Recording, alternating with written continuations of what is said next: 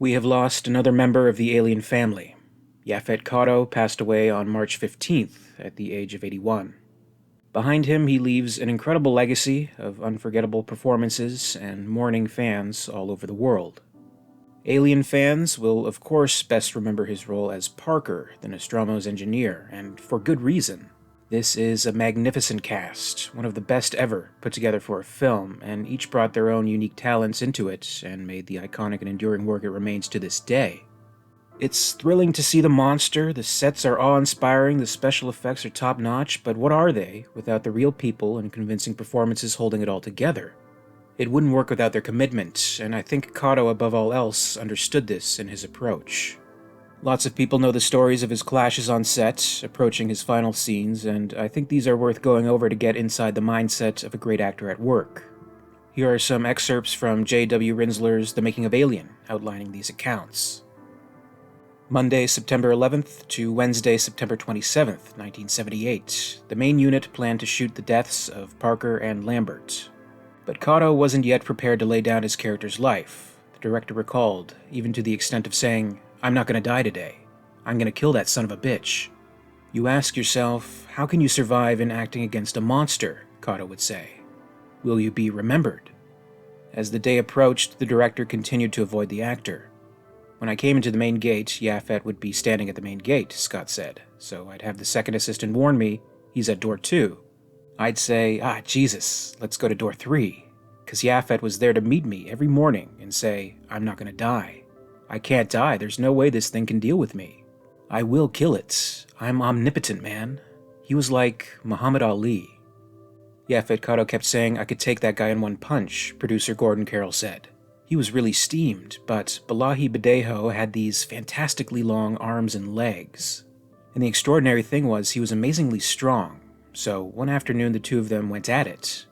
Balahi said, "Hold on just a second," and he literally lifted Yaphet with these spider-like arms, so there was no further discussion with Yaphet.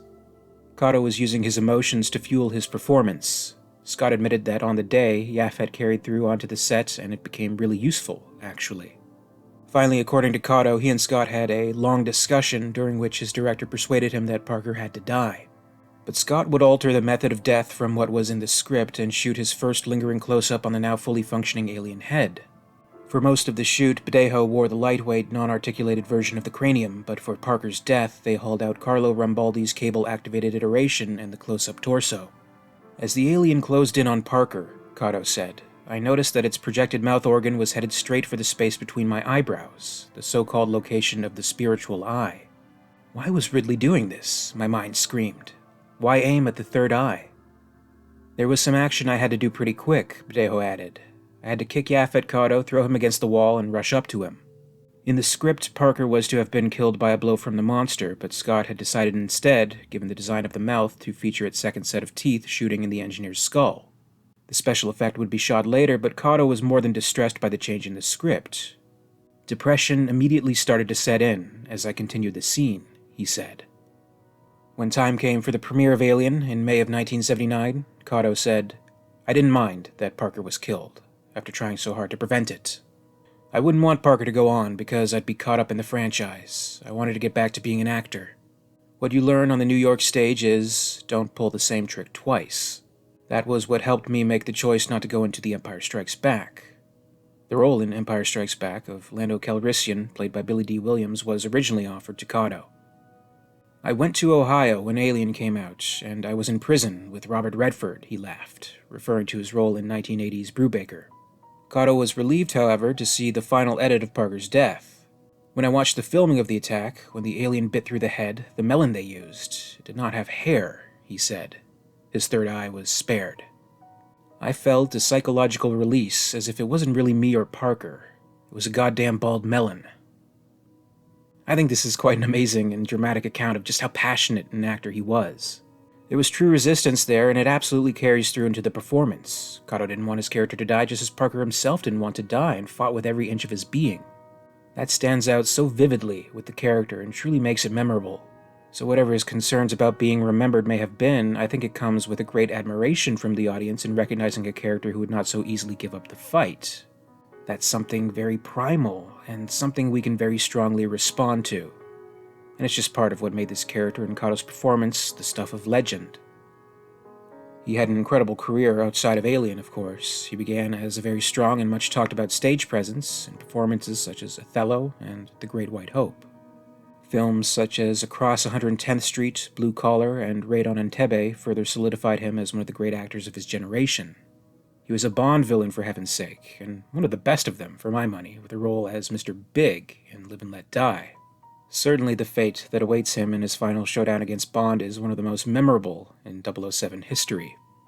It was a joy to see him in supporting roles such as The Running Man and Midnight Run, and on a personal note, as someone who loves the Nightmare on Elm Street franchise, I was absolutely thrilled to see him appear in Freddy's Dead, The Final Nightmare. To see an actor of his caliber in that kind of a film was absolutely mind-blowing.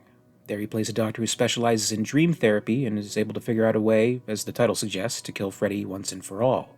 I love that role. And of course, one of his most celebrated performances was in the television drama, which ran for 7 years, Homicide: Life on the Streets. This was a legendary actor, someone who could do it all, someone who just by being in the movie could make it better. You can't say that of every actor.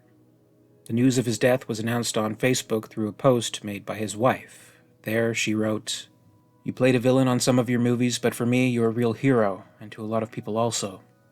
A good man, a good father, a good husband, and a decent human being. Very rare to find.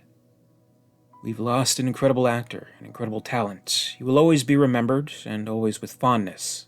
As an Alien fan, I am truly grateful for his contributions to the classic film.